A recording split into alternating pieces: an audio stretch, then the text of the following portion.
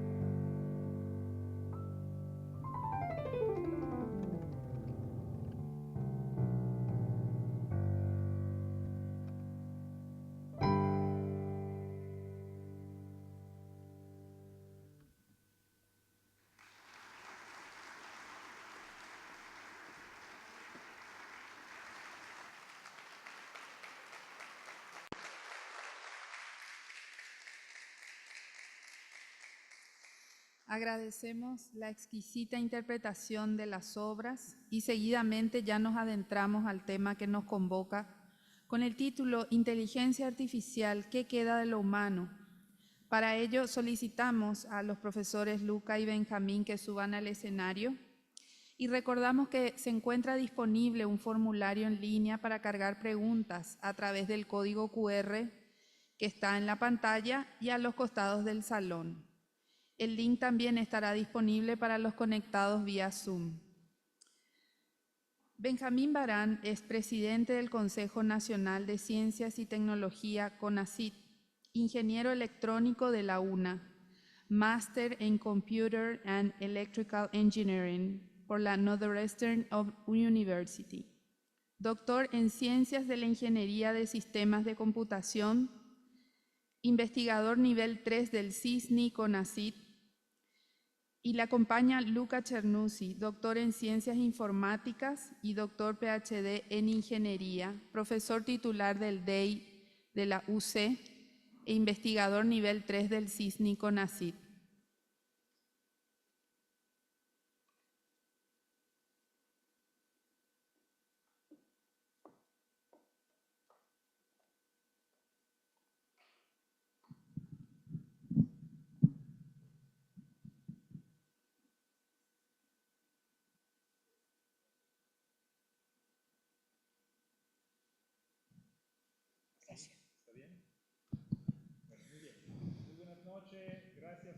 La presencia, buenas noches, gracias por la presencia a todos y en particular modo muchas gracias al presidente ministro del CONACYT, Benjamín Barán, al cual me permito tutear por nuestra amistad de más de 30 años. Ya han leído dos cosas, porque si tuviéramos que leer el currículum de Benjamín nos pasaríamos la noche solamente con eso.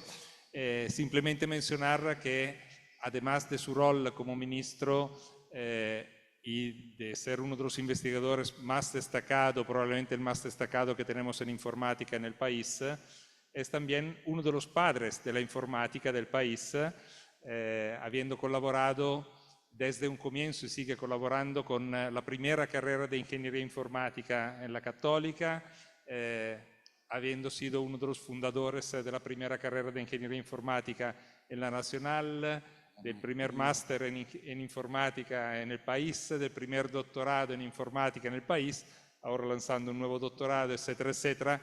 Así que bueno, no voy a decir más nada, Benjamín es un capo, traducido. Como entre sus temas de investigación, un tema bastante recurrente, siendo que hizo su doctorado sobre cuestiones de optimización, algoritmos de optimización. Entonces, eso guarda mucha relación también con la inteligencia artificial.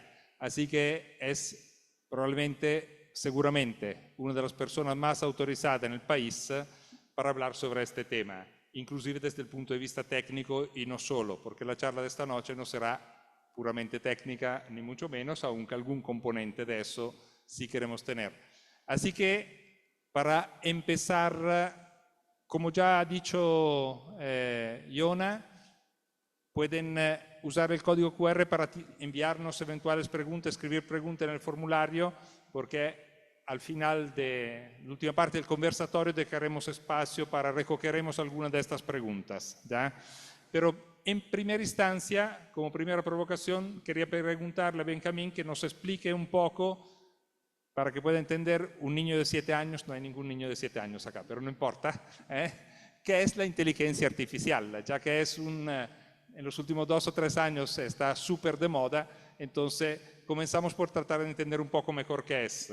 Gracias. Antes que nada, muchas gracias, un honor para mí poder estar esta noche con todos ustedes. Les confieso que esta actividad es absolutamente nueva en mi vida, tengo muchos años de docencia e investigación, pero estar en un colegio con padres es algo que no hago con mucha frecuencia, en realidad es la primera vez en mi vida. Espero no defraudarlos, dado que no es el tipo de charla que estoy acostumbrado. Habiendo hecho esa aclaración, no sé si me pueden apoyar y me pueden poner un poquito al menos lo que Wikipedia dice de lo que es inteligencia artificial. Tal vez haya que apagar la luz un momentito. Ahí está. Si le preguntan a Wikipedia qué es inteligencia artificial, básicamente va a decir eso que está ahí, ¿sí? Es un sistema, una máquina que intenta hacer aquellas cosas, ¿sí? Que hacemos los seres humanos, que llamamos cosas inteligentes. Y básicamente son máquinas que intentan imitar a la inteligencia humana. Esto es muy importante cuando hablemos del alcance de la inteligencia artificial, el entender que conceptualmente es una máquina que simplemente intenta imitar las cosas que hacemos los seres humanos. Tiene una característica muy interesante que deberíamos tener todos los seres humanos también, entre paréntesis, que es el hecho de que a medida que va haciendo algo, esa información adicional lo puede utilizar para, entre comillas, aprender, o sea, para hacer cada vez mejor esa tarea que está haciendo. Entonces, siempre que tengamos una máquina que hace una tarea que consideramos hacemos los seres humanos de forma inteligente, y siempre que esa tarea permita esa posibilidad de aprender a medida que se va haciendo, entonces hablamos de inteligencia artificial. Hasta acá parece muy genérico, así que si me permiten voy a bajar un poco a cosas más concretas para poder entender. Entonces, lo siguiente que pueden ver son las formas más tradicionales en que vemos estas aplicaciones de inteligencia artificial. La primera que se menciona ahí son los sistemas expertos. Los sistemas expertos son básicamente máquinas que intentan imitar lo que hace un experto.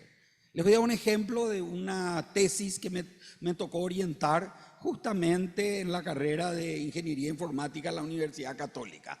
Se me acercó un joven, me contó que su familia tiene un establecimiento ganadero en el Chaco y que necesitaban llevar un veterinario de Asunción para decidir qué vacas podían ser preñadas y qué vacas ya tenían que ir al matadero. Pero que era muy difícil llevar al veterinario porque dependían del tiempo, el camino podía tener dificultades con una lluvia y les resultaba muy difícil. Y tenían datos de muchos años sobre lo que estaba haciendo el veterinario y la información que requería ese veterinario para tomar sus decisiones. Entonces vino y me preguntó, ¿podemos hacer un sistema experto para que si el veterinario no va o no puede ir, nosotros podamos tomar una decisión, aunque sea parecida a la que toma ese veterinario? Entonces hicimos el trabajo, ¿sí? El resultado terminó siendo muy bueno. Prácticamente se consiguió que la máquina coincida con, con las predicciones del veterinario más de un 95%, y en donde no había coincidencia nos preguntábamos nosotros mismos por qué el veterinario mandó esa vaca a ser sacrificada si tenía todas las condiciones para seguir. Pero bueno, no podíamos saber si tenía o no razón el veterinario porque la vaca ya fue al frigorífico, no había ninguna forma de saber si el computador tenía o no razón al cuestionarle al veterinario su decisión. De todas maneras, sirvió para entender qué hace un sistema experto. Hay un experto que sabe hacer las cosas, la máquina intenta repetir lo que hace ese experto de la mejor manera posible. Y de tanto perfeccionarse o mejorar con cada iteración, de repente hasta puede poner en cuestionamiento lo que hizo el humano. Esa es la primera aplicación.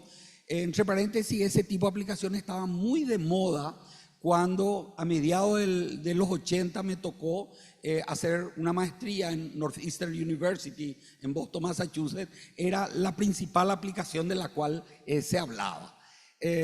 Sin embargo, no tuvo el éxito comercial extraordinario que se esperaba en aquel momento. La segunda aplicación que seguramente ven mucho en la televisión, en las películas, son los robots, ¿sí? Hoy en día hay robots no solo para ayudar en la industria, ya hay robots que limpian el piso, preparan comida y así un montón de cosas. Y creo que no necesito hablar mucho porque todos conocen lo que es un robot. Así que me voy a concentrar en la tercera aplicación, que es algo así como la estrella del momento, que es lo que tiene que ver con aprendizaje de máquina, lo que en inglés se conoce como Machine Learning. Machine Learning es la aplicación más conocida hoy por hoy y es donde se tienen los logros más importantes. Y si alguno de ustedes escuchó hablar de productos como ChatGPT, por ejemplo, BART o algún otro producto similar, todos estos productos nacen de la posibilidad que la máquina aprenda. ¿Qué significa que una máquina aprende? Que se le da una enorme cantidad de datos, básicamente se le enseña a la máquina qué respuesta uno espera para cada uno de esos datos. Uno debe conocer la respuesta esperada y la máquina entonces va ajustando ciertos parámetros informáticos para intentar que los resultados que se obtienen coincidan con aquellos datos que se utilizaron para entrenar esa máquina. Ese es muy rápidamente. En realidad hay varios sabores de Machine Learning, pero ya son tecnicismos que creo que esta noche no vale la pena entrar en detalle, pero si lo desean, con mucho gusto lo hacemos. Esas son las formas más tradicionales y como el profesor Luca Chornizzi dijo, de hace 2, 3 años estamos escuchando mucho de todo esto. Yo quiero recordar que estos logros que estamos viendo en los últimos años es el resultado de muchísimos años de trabajo científico, de muchísimos años de investigación. Como ejemplo, a quien consideramos como el padre de la computación, que es Alan Turing. Seguramente vieron la película Código Enigma, que habla de la vida de Alan Turing, y si no la vieron, les sugiero que lo vean, es muy interesante. Él ya en 1950 escribió un artículo científico, un paper, que básicamente describía un test para poder decir que una máquina es confundible con un ser humano. El test es muy sencillo, es básicamente si yo estoy chateando con humanos y con computadoras, si yo puedo, a partir de la conversación que voy generando, decir, el que está del otro lado es un humano, o no puedo saber y me confundo y digo que la computadora es un humano o que el humano es la computadora. Eso muy rápidamente y escuetamente es este test de Turing. Y estos artículos científicos ya datan de 1950, o sea, estamos con 75 años de esfuerzo científico para que hoy veamos este montón de aplicaciones que hay hoy en día. Espero que con esto se tenga un sabor de lo que es la inteligencia artificial y con mucho gusto, después, si lo desean, podemos entrar en mayor profundidad. Muchas gracias, Benjamín. De todas maneras, te hago entrar en mayor profundidad ahora Bueno. por lo siguiente, porque, digamos, como tú has dicho, 2 factores fundamentales para varias de las aplicaciones, en particular modo lo que es Machine Learning, aprendizaje de máquina, tienen que ver, uno, con la capacidad computacional. Y en eso hemos dado un salto porque hemos aprendido en los últimos años a usar computadores de muy bajo costo, los GPU en particular modo, pero en cantidad industrial enorme, para poder incrementar la capacidad de cálculo. Además, otra de las líneas que tú haces, que tiene que ver con lo que es computación cuántica, puede ser otro factor en el presente y sobre todo a futuro que incrementa notablemente aún más en forma exponencial la capacidad de cómputo de las máquinas. Pero el otro tema son los datos. Allí de vuelta, la cantidad de conocimiento que tenemos en el mundo hace 120 años se duplicaba una vez al siglo. Hoy en día hay muchas estimaciones distintas, pero digamos van entre 1 año a 12 horas. O sea, estamos produciendo cada vez más conocimiento en forma acelerada y más aún, y allí va la otra pregunta que quería hacerte. Una vez los que trabajaban en sistemas expertos hace 30 años, porque tú y yo hace 70 años no trabajábamos en eso, pero teníamos que pedirle a los usuarios que nos dieran sus datos y se lo pedíamos a través de protocolos, respetando las personas, la privacidad de los datos, etcétera, etcétera. Hoy en día hemos aprendido a recoger en forma automatizada muchos de los datos de los usuarios, inclusive todo el uso de esta computadora que todos llevamos, que es mucho más poderosa que un teléfono para comunicarse, las redes sociales y un montón de otras cosas que hacemos. Entonces, tenemos cada vez más datos en forma automatizada que podemos recoger. Pero ¿qué pasa con los usuarios y la propiedad de estos datos? En Europa y en otros países existen regulaciones. Acá todavía estamos en camino.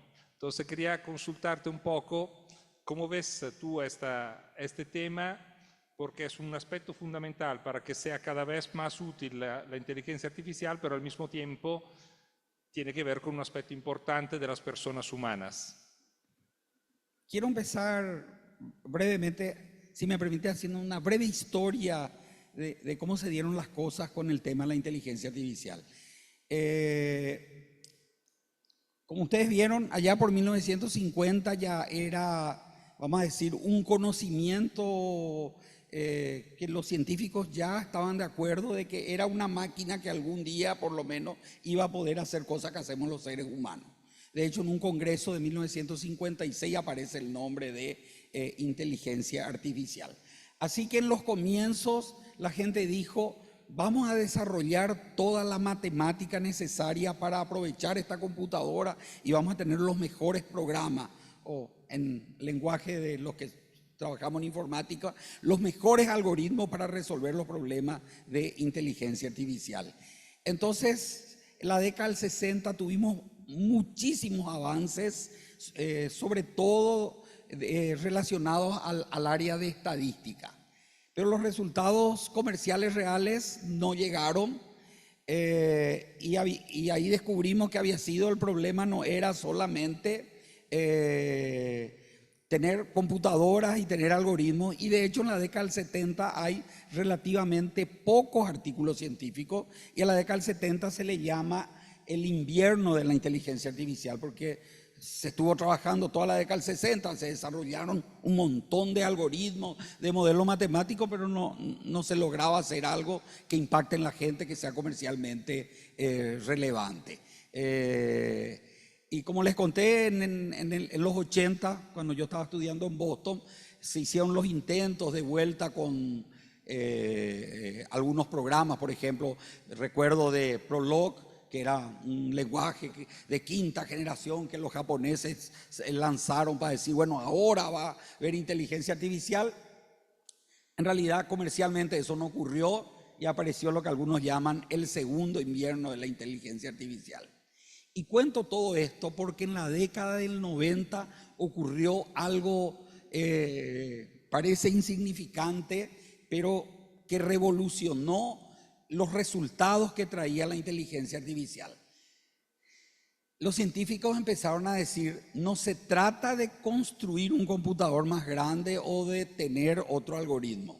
Se trata de tener buenos datos y suficiente cantidad de datos. Si no tenemos los datos adecuados, no importa que tengamos buenos algoritmos y buenos computadores. Entonces se centró el esfuerzo en los datos. Claro, en la década del 90 todavía no teníamos toda esa capacidad que tenemos hoy en día de recolectar datos, pero ese cambio de visión del científico generó resultados muy importantes. Recordarán algunas cosas que seguramente son de público conocimiento: un match de ajedrez entre Garry Kasparov, promesa del ajedrez, que iba a ser el mejor ajedrecista de todos los tiempos, y una máquina IBM, el Deep Blue, que al final la máquina le ganó el match. Hay muchas discusiones, si hubo trampa, no hubo trampa.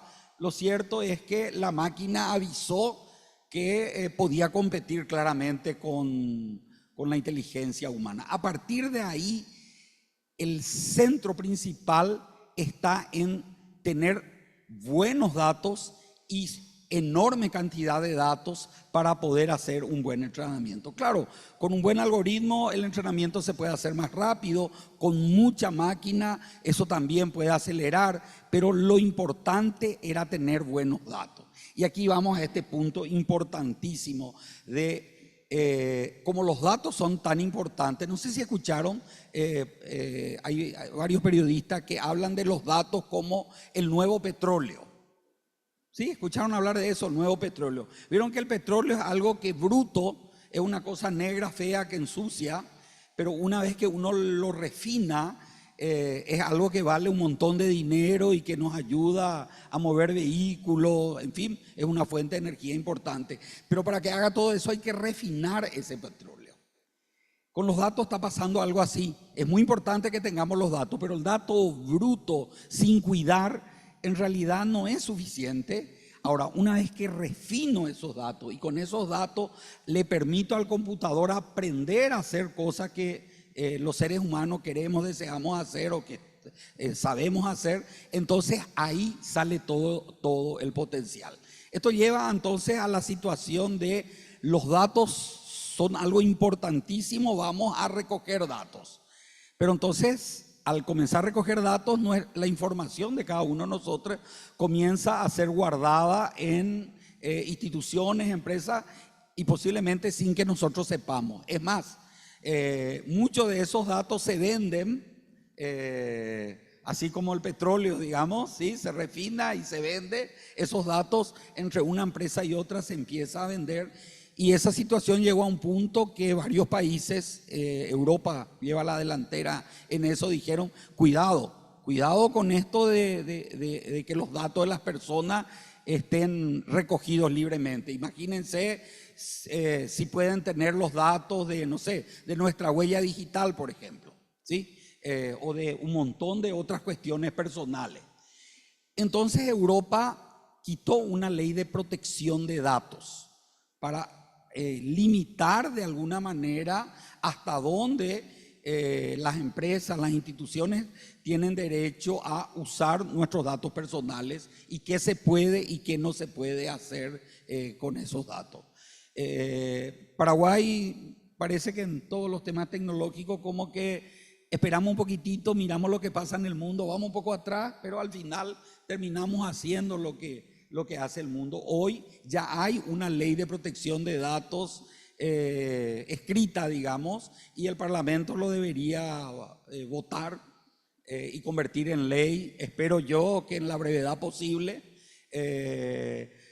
porque necesitamos eso, porque si no nuestros datos están siendo compartidos por gente que posiblemente nosotros ni nos imaginamos. Y habrán visto, sobre todo si hay empresarios, creo que hay varios aquí, que le habrán ofrecido, te vendo la base de datos, no sé, de los nombres de todas las personas, su número de cédula, cuánto deben, cuánto, y un montón de otra información que en otros países no puede venderse tan libremente, digamos, ¿sí? Está bastante regulado. Así que estamos un poco atrás, pero ya somos conscientes de que tenemos que resolver ese tema y tenemos una ley que ya está lista. Pero bueno, espero que este año el Parlamento nos dé la buena noticia que la ley de datos se aprueba y que también nosotros vamos a tener algún tipo de protección con respecto al tema de datos. De todas maneras, hay un tema muy importante que creo que vale la pena que meditemos, que es cuánta información de nuestras vidas estamos dispuestos a dar en forma gratuita, compartiendo esa información en las redes sociales, y cuáles son las ventajas y los peligros de compartir todos esos datos personales, ¿sí? solamente para tener idea, pueden levantar la mano los que tienen un Facebook. Todos tenemos Facebook. ¿Y qué ponemos en el Facebook? Fotos de nuestra familia, de nuestros amigos, de lo que hacemos, nuestra fecha de cumpleaños, los logros profesionales que tenemos. O sea, la base de datos de Facebook nos conoce a nosotros posiblemente más que la mayoría de los amigos y familiares que tenemos. Tienen mucho más información de nosotros. Nosotros mismos a veces cuando queremos, yo tenía una foto de tal evento con tal persona, vamos a buscar en Facebook esa foto porque ya no nos acordamos dónde lo pusimos. Miren el poder extraordinario, y estoy hablando de solo Facebook, podemos decir lo mismo de todas las redes sociales, el poder extraordinario que tiene al tener todos esos datos y la capacidad que se le da al que ya posee todos esos datos de aplicar técnicas de inteligencia artificial para un montón de fines comerciales, ofrecernos un producto que con alta probabilidad vamos a terminar comprando, políticos, intentar darnos las expresiones que deseamos escuchar para votar por una cierta persona, y un montón de otras aplicaciones que se pueden sacar a partir de esos datos. Entonces, ahí tenemos muchos puntos de reflexión y dejo abierto por lo menos el tema. Muchas gracias, Benca. Sigo, ya que estamos en un ámbito educativo, el uso de la inteligencia artificial en ámbito educativo, que es una cuestión que está creciendo mucho, sobre todo desde en los últimos años con la creación de los LLM. ¿Ya? Tú mencionabas antes ChatGPT, que es como uno de los más emblemáticos, que en general tendemos a llamar como inteligencia artificial generativa, que tan generativa no es, por cierto, porque en el fondo repite informaciones que ya tiene en base a probabilidades de que pueda acertar mejor con esta información. Sí, en la parte visual la pone más atractiva de lo que nosotros somos capaces normalmente, seguramente. Pero bueno, el tema es justamente lo que hace estos modelos, reproducen sobre la base de estadística de lo que ha acontecido en el pasado, de la información que tienen, ¿no? ¿Qué pasa? A veces pueden también basarse sobre información que no sea cierta, verdadera, y simplemente si esta ha sido repetido suficientes veces durante el entrenamiento, eso tiene mayores probabilidades de ser repetida, y cuanto más repetida seguirá reconfirmándose y tendrá cada vez más probabilidades. Las noticias no ciertas, las fake news, etcétera, etcétera. Pero también simplemente la repetición, el concepto de repetición de lo que ya se sabe como método de aprendizaje y de poder avanzar en un ámbito educativo, donde normalmente queremos desarrollar bastante más que simplemente la memoria, sino capacidades de resolver problemas, de generar nuevo conocimiento, etcétera, etcétera. ¿Qué tipo de problemática le ves tú en cuanto a los potenciales? Por un lado creo que son bastante claros, pero sobre todo los riesgos de confiar o dejarnos llevar mucho por este tipo de inteligencia artificial fundacional o generativa, los LLM, etcétera, cuando tienen pueden tener estos tipos de sesgo, ¿ya? En lo que nos producen y nos dicen. A ver, déjenme dar un ejemplo de lo que es la inteligencia artificial generativa y cuáles son sus problemas para a partir de ahí hablar de qué nos pasa a todos los que nos dedicamos a la educación. Yo sigo dando clases, ¿sí? Sigo enseñando en varias universidades, en la Universidad Católica, en la Universidad Comunera, también doy clases en algunos posgrados de la Universidad Nacional, así que estoy muy activo en el tema educativo y siento en el aula lo que pasa. Vamos a empezar voy a ver al ejemplo, una foto de perros y queremos entrenarle a a un sistema de inteligencia artificial, por ejemplo, una red neuronal o algo así, le entrenamos a reconocer perros. Entonces, le mostramos miles, millones de fotos diciendo, en esta foto hay un perro, en esta foto no hay un perro, y el sistema va aprendiendo, en esta foto hay perro, esto no, y mira qué características tienen todas las fotos que tienen perro, qué características son las fotos que no tienen perro, y aprende a decir, esto es un perro, esto no es un perro. Hasta ahí le enseñé, y lo que hizo el sistema de inteligencia artificial es crear un modelo básicamente matemático de cosas que puede chequear y controlar para responder correctamente a las preguntas. Una vez que aprendió a hacer eso, viene la parte de generativa. ¿Qué quiere decir generativa? Yo le digo, o dame la foto de un perro, pero no de las fotos que ya te mostré, otro perro. Entonces él puede generar al azar puntitos y colores hasta que le sale algo que ese sistema reconoce como perro. Entonces dice, acá está la foto de un perro. ¿Sí? En realidad esto se puede perfeccionar bastante utilizando redes adversarial networks, es decir, tener otra red que discrimine la foto verdadera de la foto falsa, pero olvidándonos del sistema de optimización. Entonces, ese sistema va a poder al azar tirar colores hasta decir, encontré acá un perro, y nos va a mostrar la foto de un perro que no existe. ¿Sí? Esa es la magia de la inteligencia artificial generativa. Genera algo tan parecido a lo que nosotros le enseñamos que es, que básicamente la máquina no puede distinguirlo de algo que es real.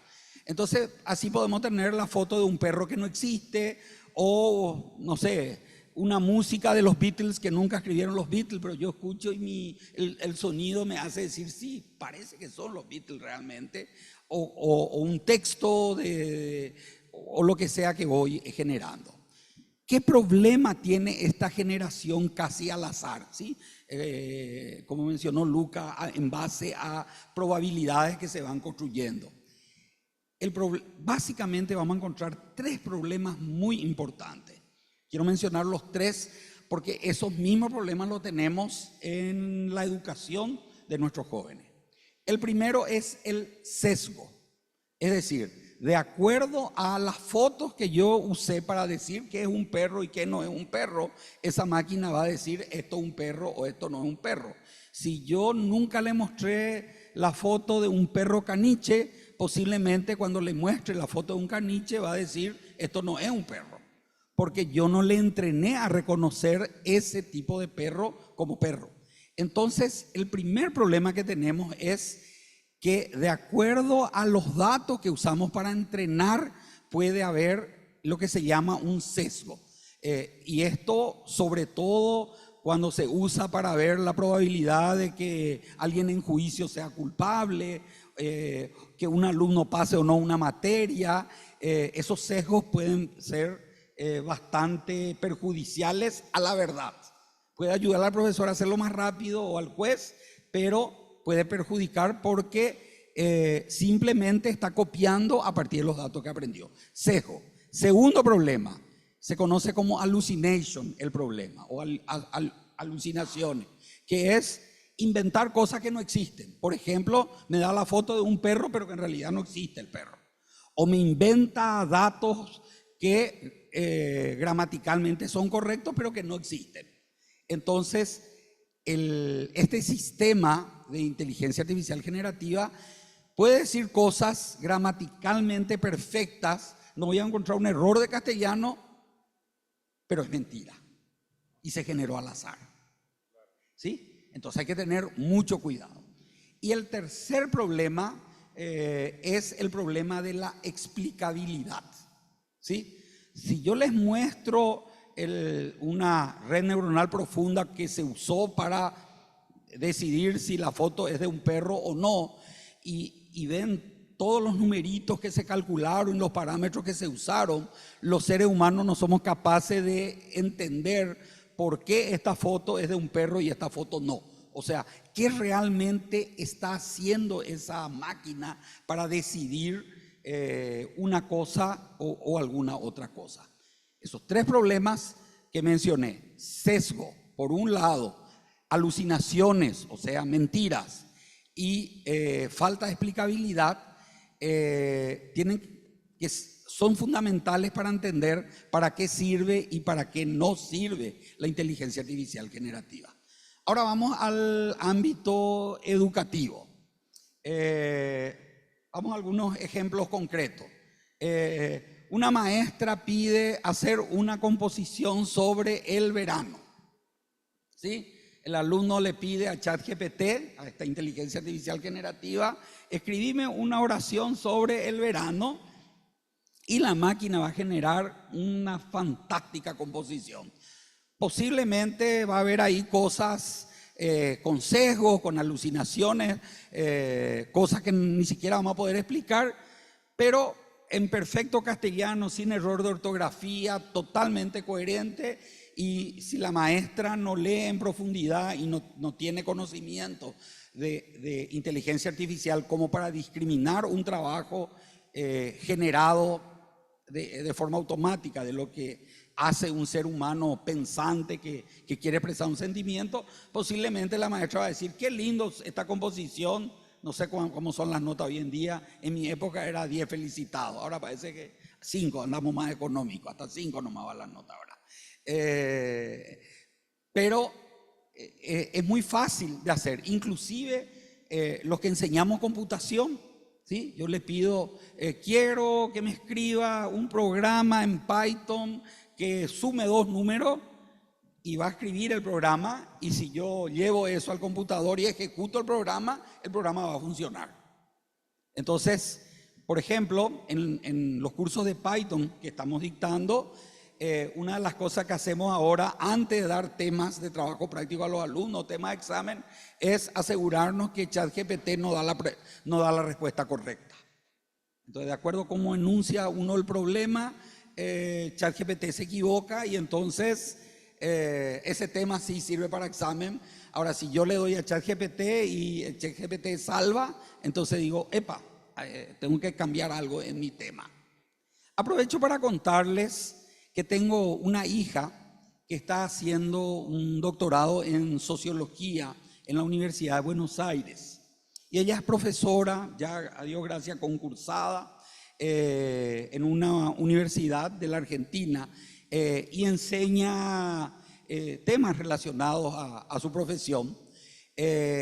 Y la forma tradicional con que ella tomaba examen era, dictaba un montón de temas teóricos, y después les hacía ver una película, leer un libro, y le pedía a los alumnos que usen los conceptos teóricos estudiados en clase para explicar esa película o ese libro. Y ella estaba muy contenta con esa metodología porque los alumnos trabajaban en la casa, tenían que escribir. Y hace no mucho me llamó y me dijo, papá, tengo una muy mala noticia. ¿Qué pasó, hija? Le digo, ChatGPT acaba de salvar mi examen. Va a tener que pensar ahora cómo va a tomar sus exámenes. Claramente el método que usaba ya no le sirve. Ahora va a tener que pensar. Bueno, voy ahora al problema de fondo que me había preguntado. La educación está sufriendo una transformación vertiginosa, sobre todo a partir de la pandemia. Había un montón de cosas que todos sabíamos que iba a ocurrir alguna vez, pero íbamos despacio, y algunos hasta decíamos, tal vez a mí no me toque luego, por ejemplo, dar clases a distancia a través de un computador y un montón de otras cosas. Pero llegó la pandemia, y con la pandemia esos cambios se aceleraron. Y ya terminó la pandemia, pero los cambios se siguen acelerando de una manera extraordinaria. Y esos cambios están afectando enormemente nuestra vida cotidiana, y ni qué decir lo que significa educar hoy en día. El punto concreto, ¿qué hacemos con la inteligencia artificial generativa? ¿Permitimos o no permitimos a los alumnos? Esa pregunta me hace recordar cuando hace ya muchos años, en la década del 70, rendí el examen de ingreso para la Facultad de Ingeniería. Y había una discusión si a los que éramos alumnos de ingreso nos tenían que permitir o no usar una máquina de calcular, porque los ingenieros que se preciaban de tal usaban la regla de cálculo.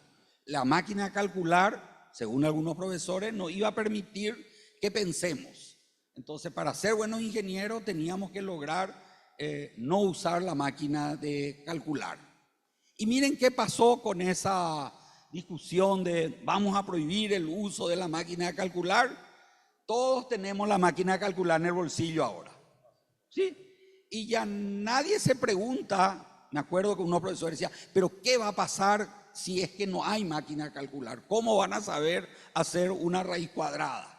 Y posiblemente la absoluta mayoría de los presentes sin la máquina de calcular no saben hacer una raíz cuadrada. Pero la vida es fantástica igual y nunca necesitaron hacer una raíz cuadrada sin la máquina de calcular. Entonces, y bueno, veremos ahí qué pasa y seguramente unos poquitos vamos a conseguir igual hacer la raíz cuadrada con alguna metodología, pero lo cierto es que la regla de cálculo ya no se usa y todos ahora estamos usando la máquina de calcular. Exactamente lo mismo es como yo veo el uso de estas nuevas herramientas tecnológicas. Prohibir el uso de nuevas herramientas porque tiene sesgo, porque alucina, porque no tiene explicabilidad, no podemos parar, porque nos ayuda muchísimo. Yo les confesaré que ChatGPT me ayuda muchísimo a preparar mis clases. Ahora, tenemos que entender que cuando usamos esas herramientas, nosotros los humanos somos los responsables de lo que hacemos con la herramienta. Usar la herramienta no tiene nada de malo, siempre que lo usemos responsablemente y sepamos lo que hacemos con la herramienta y seamos responsables de lo que se hace con esa herramienta.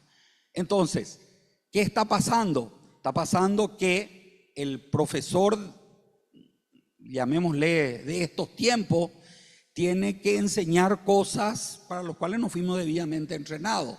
Por ejemplo, tiene que enseñarle al alumno a navegar en una cantidad de información infernalmente grande. Cuando a mí me tocaba enseñar física en la Facultad de Ingeniería, era muy fácil. Había un libro de texto, yo le decía a los alumnos que tenían que estudiar, nadie me venía con su celular a mostrarme que lo que yo digo, lo que yo decía era obsoleto o que hay una nueva forma de hacer las cosas. Y si yo usaba correctamente mi libro de Resnick o el Csikszentmihalyi, ya con eso era un genio de la física. Hoy no es más así. Hoy los alumnos dicen, profe, mira lo que encontré aquí, mira lo que encontré allá. ¿Y qué es lo que tiene que enseñar el profesor hoy en día? Tiene que darle a ese alumno el espíritu crítico para decir, esto que leíste puede ser verdad o no es verdad y vamos a analizar por qué no es verdad. Ese espíritu crítico de saber leer lo que recibimos en las redes sociales. ¿Alguien usa WhatsApp? Pueden levantar la mano los que usan WhatsApp. Todos usamos WhatsApp. ¿Tienen idea cuál es la estimación de cuántas noticias recibidas por WhatsApp son ciertas? Les doy el último número que tengo de uno de los trabajos que recibí recientemente. 30% es cierto, 70% es mentira. Aprendimos nosotros cuando recibimos una noticia por WhatsApp a chequear si está dentro del 30% que es verdad, saber eliminar el 70% de fake news que estamos recibiendo, o creemos cualquier cosa que llega en el WhatsApp porque bueno, si vino por WhatsApp debe ser verdad, no vamos a discutir. Entonces tenemos que generar nuevas habilidades para nuestras vidas inclusive. El saber juzgar esa información y saber decir, esto probablemente sea cierto y puedo creer. Esto probablemente sea fake news y voy a hacer esto o lo otro para verificar si es cierto o no. Y esa es la habilidad que el profesor ahora le tiene que enseñar a los chicos. el profesor moderno tiene que enseñar a los chicos cómo navegar en una cantidad enorme de información que ni siquiera el profesor tiene. El profesor moderno tiene que saber manejar a ese chico que le trae información que ni siquiera él conoce, y no hacerle perder la motivación y las ganas de estudiar, y le tiene que enseñar a juzgar la calidad de la información que hay. Una tarea muy compleja para el profesor moderno, pero si eso no hace y el profesor moderno se va a limitar a venir a repetir lo que está en el libro, posiblemente el alumno de hoy que nació con el celular, con la inteligencia artificial, etcétera, posiblemente se va a sentir desmotivado de la clase. Posiblemente no va a llegar a los niveles de adiestramiento adecuados. Es un cambio muy grande porque nos afecta a nosotros los adultos, a nosotros los profesores. Tenemos que enseñar de manera diferente, y tenemos que entender cuáles son las limitaciones de esa máquina. Hay que entender que eso que generó la inteligencia artificial tiene sesgo, tiene alucinaciones, no es explicable, para poder entender el verdadero valor de las cosas. No sé si me explayé demasiado, pero... No, de paso contestaste a por lo menos 7 de las 24 preguntas que llegaron. Ah, bueno, gracias. Estoy siguiendo eso. Y de paso también a nosotros que estamos por edad más próximo a la jubilación, pero de todas maneras yo lo que tú decías lo veo como la fascinación de un nuevo inicio, que no podemos simplemente conformarnos con lo que veníamos haciendo, sino que tuvimos que en parte reinventarnos y tendremos que seguir reinventándonos como profesores, lo cual me parece súper bien. Ahora, has tocado varios puntos súper interesantes. Sobre uno quería insistir un poco más porque me parece otra cuestión que tiene que ver mucho con la pregunta inicial de este tema y con varias de las preguntas que surgieron también en el grupo, que es lo siguiente. Tú has dicho en un cierto momento que la inteligencia artificial, como muchas otras cosas, es un instrumento que está en nuestra mano y depende de cómo nosotros lo usamos. Eso es muy cierto, pero es un instrumento sui generis. Los instrumentos, fruto de la tecnología que históricamente hemos venido creando los seres humanos, siempre han sido instrumentos que nosotros controlábamos. La inteligencia artificial, como tú nos has explicado también, tiene una capacidad de, entre comillas, aprendizaje. Entonces, se mueve en función de determinado objetivo, de resolver un problema, de lo que sea, pero va aprendiendo y lo va haciendo de una manera cada vez más autónoma, donde nosotros perdemos en buena medida el control sobre eso. Al mismo tiempo, normalmente lo que hace son fundamentalmente elecciones en base a ciertos criterios de los algoritmos, ¿no?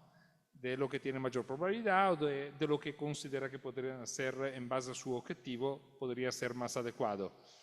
Sin embargo, nosotros los seres humanos, además de la capacidad de elección, tenemos también la capacidad de decisión, que guarda relación con otros factores, que son, por ejemplo, un juicio sobre si eso es positivo o es negativo, si es bueno o es malo, si es útil o no, o sea, la parte ética, exactamente.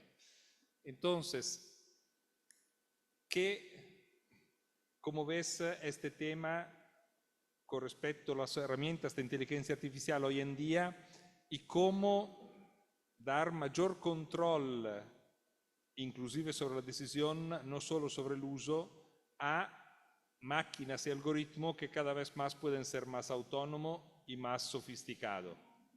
Bueno, la hipótesis de la pregunta yo quiero cuestionar de raíz. Bien. Es una tecnología que nos saca el control, porque si nos saca el control, ahí estamos realmente en dificultad.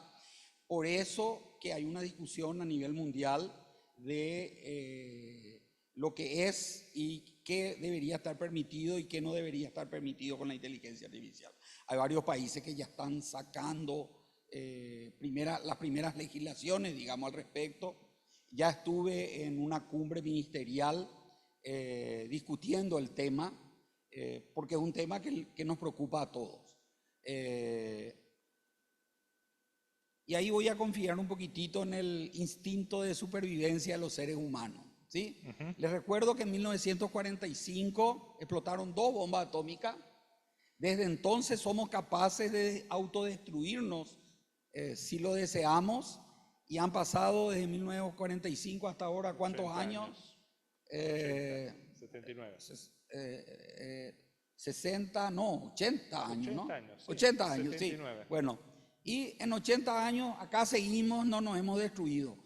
No es que no tengamos la capacidad de autodestruirnos, pero de alguna manera hemos logrado un esquema de cuidado, de control, como para que en los últimos 80 años no nos hayamos destruido. ¿Alguien está preocupado de que el año que viene nos autodestruyamos con la bomba atómica? Hay tantas bombas atómicas, hay suficiente bomba atómica para hacer desaparecer toda la vida del planeta. ¿Alguien deja de dormir de noche porque la bomba atómica podría destruir a la existencia humana? Nadie se preocupa por eso cuando se va a dormir. Es gravísimo. Podemos desaparecer de la faz de la Tierra. ¿Por qué no nos preocupamos cada noche cuando nos vamos a dormir? De alguna manera se llegó a un sistema de supervivencia y razonablemente confiamos en las personas que tienen ese cuidado, ese control, y creemos de que nunca va a ocurrir. ¿Y qué espero yo que pase con la inteligencia artificial? Y más o menos algo parecido, ¿sí? Si dejamos que estas máquinas tomen el control absoluto de todo, podríamos autodestruirnos, pero no queremos autodestruirnos. Entonces, siempre, así como hicimos con las bombas atómicas, vamos a ir tomando los debidos cuidados para que esta tecnología nos sirva a nosotros y no sea una tecnología que nos termine destruyendo. Eso no quiere decir que no tenemos nada que hacer. Al contrario, eso significa que es una tecnología que tenemos que cuidar, que requiere de leyes, que requiere de mecanismos de control para que realmente sirva a la evolución de la humanidad y no para la destrucción de la humanidad. Claro que si se usa muy mal pueden ocurrir muchas cosas indeseables. Claro que al ser una herramienta, la gente buena lo puede usar para el bien, pero la gente mala lo puede usar para otra cosa. Y tiene que haber algún mecanismo para que los seres humanos aunque solo sea por instinto de supervivencia, limitemos adecuadamente el uso y no perdamos totalmente el control. En resumen, tal vez sea yo un optimista empedernido, pero yo creo que así como la energía nuclear hoy sirve para curar enfermedades que consideramos incurables, ¿sí? Mucha gente con tratamiento oncológico lo puede aseverar, ¿sí? Así también creo que la inteligencia artificial nos puede ayudar muchísimo para que muchas tareas lo podamos hacer de forma mucho más eficiente, mucho mejor, y que eso nos permita tener inclusive más tiempo libre para hacer otras actividades que deseemos, estar con la familia, hacer deporte, arte, etc. Así que quiero confiar que esta tecnología vino para ayudarnos y no para destruirnos, lo cual no quiere decir que tenemos que cerrar los ojos y no cuidar nada. Claro que hay que tener cuidado, como tenemos cuidado de toda nueva tecnología que va apareciendo y que tiene algún tipo de peligro. Muy bien. Contestaste a otras varias preguntas que estaban de todas maneras de paso de los 25 que recibimos. Bueno, me alegro que ya me adelanto antes que me hagan las preguntas. Sí, no, ya podemos de hecho, responder. como estamos ya más o menos sobre la hora, voy a ir cerrando con un par de preguntas más rapiditas.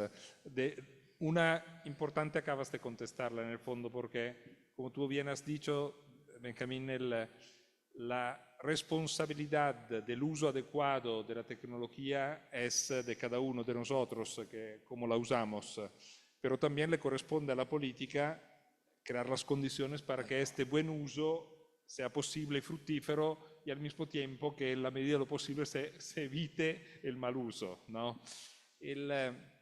Ahora bien, ya que mencionabas, una de las promesas grandes es justamente devolvernos tiempo y por ende devolvernos calidad de vida, ¿no? Y de hecho, además, cuando mencionabas de los robots, ayuda, por ejemplo, a evitar que nosotros los seres humanos tengamos ciertos trabajos en condiciones de riesgos, por ejemplo, o que tengamos oportunidades de hacer telemedicina a distancia donde no se podría llegar de otra manera o sería mucho más complicado. O sea, que hay muchas promesas cumplidas, quiero decir, ¿no? Al mismo tiempo, también es cierto que quita trabajo a un tot de trabajo, algunos poco calificados, otros mejor calificados, a cierta gente. Digo una cosa muy simpática. Ayer estuve reunido con, antes de ayer, con Raúl Gutiérrez, que es un egresado nuestro que trabaja en un proyecto, coordina un grupo de trabajo sobre el tema de vehículos autoguiados, usando inteligencia artificial, ¿no? Y le comentaba que mi papá a los 89 años le renovaron el permiso de manejar por 2 años más y que me encantaría llegar a su edad y tener todavía esta oportunidad. Y dice, no te preocupes, mucho antes de llegar a su edad, si es que llegas a su edad, vas a tener en realidad un vehículo autoguiado que te lleva donde quieras sin necesidad que tú tengas el registro de manejar, ¿no? Entonces, estamos yendo hacia estos tipos de cosas. La pregunta, por ende, va por el hecho de súper bien, pero ¿y qué implicancias hay desde el punto de vista de la parte laboral, la parte social, etcétera, con los avances de estas tecnologías que pueden también, están de hecho quitando oportunidades de ciertos tipos de trabajo y de otras cosas? Voy a hablar de la parte laboral. La parte social tal vez yo no sea la persona adecuada. Ahí le llamaría a mi hija que estudia sociología para explicar esa parte, pero entonces le tendría que dar la respuesta después de hablar con ella. Pero la parte laboral sí, si me permiten voy a dar un ejemplo, a ver si sirve. En época de la colonia había farolitos en las calles de Asunción y había un señor que a la tardecita prendía con una vela dentro de cada farolito para que la ciudad tenga algún tipo de iluminación a la noche. De repente llegó la energía eléctrica y este pobre señor se quedó sin trabajo. Ya no tenía condiciones de estudiar electricidad para reemplazar los farolitos por focos, y este señor se quedó sin trabajo. Para la sociedad, ¿fue bueno o fue malo que haya llegado la electricidad? ¿Nos perjudicó o nos ayudó que hoy en las calles tenemos focos y no más farolitos y este pobre señor se quedó sin trabajo? Si concluimos que la electricidad en el fondo fue algo bueno que nos ayuda a vivir mejor, yo espero que algo parecido pase con la inteligencia artificial. Claro que va a haber trabajos que van a desaparecer. Claro que muchísimos trabajos se van a transformar, porque tengo una herramienta nueva que me permite hacer la tarea que hacía de forma mucho más eficiente.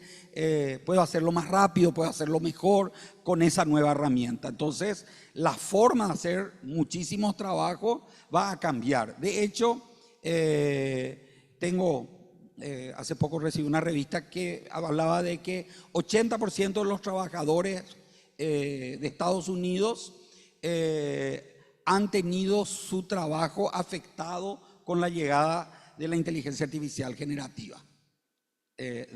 Afectado de alguna manera, o que desapareció lo que hacían, o que ahora se hace de otra forma y tienen que aprender a usar esta herramienta para hacer lo que hacía, pero de otra forma, mejor, más rápido, etcétera. Así que va a haber cambios, sí, definitivamente que va a haber cambios. Y no crean que solamente el que prendía el farol es el que va a tener el cambio. Hay áreas donde tenemos especialistas muy importantes que más vale que se empiecen a preocupar. La inteligencia artificial, no la generativa, la inteligencia artificial que hace clasificación, ¿sí? Sí, no, blanco, negro, doy préstamo, no doy préstamo, está sano, está enfermo. está siendo muy buena para hacer diagnósticos médicos. Entonces, hoy un buen sistema de inteligencia artificial puede diagnosticar, digamos, leer una radiografía tan bien como un médico promedio y por ende mejor que muchos médicos por debajo del promedio. Entonces, todos esos médicos que están por debajo del promedio, más vale que empiecen a ver qué van a hacer con su vida profesional, porque la máquina ya está haciendo esos diagnósticos con una calidad similar a lo que ellos pueden hacer. El médico top, el súper especialista, ese va a tener siempre trabajo porque alguien le va a tener que seguir enseñando al computador, ¿sí? Ahora, el que lo hace cotidiana, rutinariamente, con cierto nivel de mediocridad, sí, posiblemente pierda su trabajo porque va a haber máquinas que van a leer la radiografía tan bien o mejor que muchos de esos médicos. O sea, esto le va a afectar a algunos especialistas también. Pero en contrapartida se están generando un montón de nuevos trabajos que antes no existían.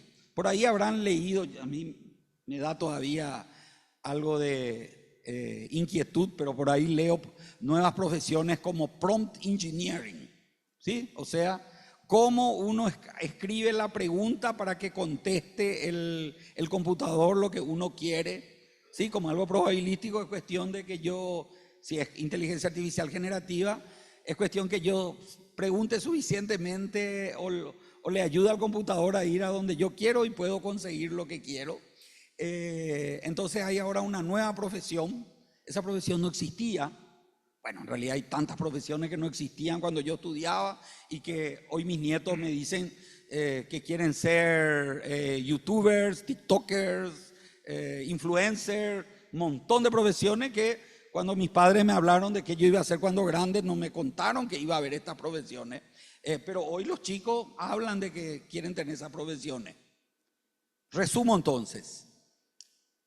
Es verdad que algunas profesiones van a desaparecer porque la máquina ya lo va a hacer.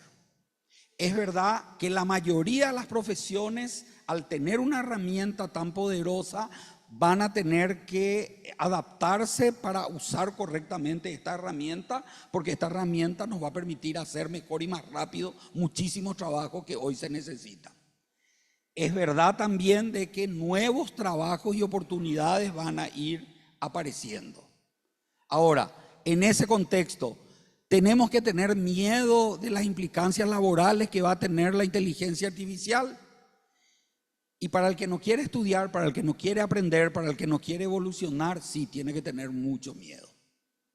Ahora, para el que está dispuesto a aprender a usar estas herramientas, para el que está dispuesto a evolucionar, para el que está dispuesto a acompañar los cambios tecnológicos que ocurren en el mundo, no hay ningún motivo para tener miedo. Simplemente vamos a volver a aprender a hacer cosas en forma un poco diferente porque tenemos herramientas que no teníamos. Un poco lo que Luca acaba de decir de los profesores tenemos que volver a aprender a enseñar y estamos cambiando toda nuestra forma de dar clases, ¿sí? Yo enseñé 40 años en la Facultad de Ingeniería, ya me jubilé, ¿sí? Y 40 años después tengo que enseñar diferente. Todas las clases que preparé, no sé si ustedes, todos, porque veo gente muy joven, las clases las teníamos preparadas en algo que llamábamos transparencias. Y teníamos un proyector y íbamos poniendo las transparencias. Hacer esas transparencias llevaba un tiempo infernal y costaba carísimo. Entonces yo me tomé el trabajo de preparar transparencia para todas mis clases. Imagínense la utilidad que tienen esas transparencias hoy en día. ¿Sí? ¿Qué dirían mis alumnos si yo me voy a dar clases con transparencia, asumiendo que está el proyector ahí? Entonces, claramente tengo que aprender a dar clases diferentes, tengo que aprender a evolucionar con las nuevas tecnologías. Y termino con esto. Los que queremos aprender y queremos evolucionar y vamos a aprender a trabajar con esta nueva herramienta, es fantástico porque vamos a poder hacer los trabajos que hacíamos, lo vamos a poder hacer mucho mejor, mucho más rápido. Y confío que sí va a llegar el momento donde sí vamos a tener ese tiempo adicional para estar con nuestros hijos, con nuestros nietos, para hacer, no sé, arte, deporte o lo que cada uno quiera hacer. Ya les dije que soy un optimista empedernido, así que quiero creer que vamos a llegar a eso también. Muy bien, muchas gracias, Benjamín. Estamos ya pasado de tiempo y pido disculpa por eso. Han llegado muchas preguntas, pero la mayoría han sido contestadas durante el diálogo con Benjamín y de hecho han orientado algunas de las preguntas. Tal vez en 30 segundos, antes de cerrar, han quedado en el tintero que hay alguien emblemático que decía: tengo 4 hijos que están a punto de entrar en la universidad. ¿Qué carrera les sugieres? Sí, eso yo tengo muy claro. Le sugiero que siga su corazón y que haga la carrera por la que sienta pasión. Ninguno de nosotros sabe cuál es la carrera que dentro de 10 o 20 años va a ser la carrera mejor pagada. Nadie sabe eso. Podemos tener estimaciones, apuestas. Muchas de las profesiones que hoy creemos que son fantásticas, a lo mejor no van a tener ni trabajo dentro de 10, 20 años. Y dentro de 10, 20 años nuestros hijos, en mi caso, mis nietos, seguramente van a tener que estar trabajando todavía, van a tener que estar ganándose la vida. Muchos de nosotros dentro de 20 años a lo mejor ya podemos estar descansando un poquito. Así que lo mejor que le podemos aconsejar es que sigan su corazón y que estudien lo que quieren estudiar y que rompamos el estereotipo de esta carrera te va a dar un buen pasar y esta carrera no te va a dar un buen pasar, porque uno se lleva sorpresas increíbles. Y permítame confesarles lo que me pasó con mi segunda hija. Se llama Anaí, es también profesora de la Universidad Católica en el área de marketing. Cuando ella me dijo que iba a estudiar marketing, yo le dije: ¿y no vas a estudiar ingeniería? ¿No vas a estudiar computación? ¿Qué va a hacer como marketing? ¿Va a hacer propaganda para la radio, para la televisión, para los diarios? ¿Qué vas a hacer? Y me dice: ya vas a ver, papá. Hoy hace marketing estratégico, asesora a las mejores empresas de este país, es profesora en la Universidad Católica, tiene mucho más trabajos de consultoría que los que yo tenía antes de aceptar este cargo. Ahora ya no tengo ninguno, pero hasta aceptar este cargo sí trabajaba en proyectos muy grandes. Ella ya tiene más consultoría que yo y ya gana más de lo que yo ganaba como consultor de high tech en este país. Y cuando hablamos del tema me dice mi hija: papá, vos que decías que yo me iba a morir de hambre porque estudiaba marketing, ya entendiste que marketing no es propaganda y que lo que yo hago sí me va a permitir ganar la vida. Me dio una lección de vida fantástica como para no olvidar nunca más. Y les cuento esto porque yo como padre estaba muy preocupado del futuro de mi hija. Y ella me está demostrando, ella siguió su corazón, estudió lo que quiso y hoy tiene una vida profesional fantástica. Y hace muchas cosas fantásticas, como por ejemplo mis nietos. Así que... Bueno, eso es lo mejor. Bueno, muchísimas gracias, Benjamín, por todo este espacio de diálogo súper interesante, súper rico. No hemos contestado preguntas puntuales sobre cómo la inteligencia artificial puede ayudar a la contabilidad o a una pequeña y mediana empresa a hacer mejor su negocio, ser más rentable, etcétera, etcétera. Habrán otros espacios de diálogo, pero sí quería destacar que me parece que un punto fundamental que salió en todo este diálogo claramente es que es una perspectiva de positividad con la cual tenemos que aprender a aprovecharla para que lo humano sea aún más humano y pueda tener mejores calidad de vida. Así que muchas gracias por este espacio, por tu tiempo, que te hemos quitado en parte a tus enormes tareas estando en la carga pública, en el servicio público, perdón. Y gracias a todos por habernos acompañado. Gracias a todos por esta oportunidad de compartir con todos ustedes.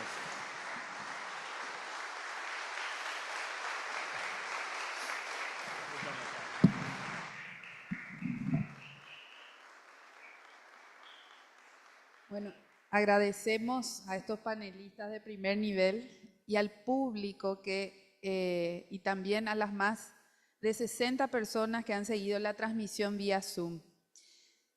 Deseamos entregar en este momento un presente simbólico al doctor Barán en nombre de todos los amigos de Encuentro Asunción y le invitamos a todos a estar atentos a próximas propuestas siguiendo las redes sociales de Encuentro Asunción. Un aplauso.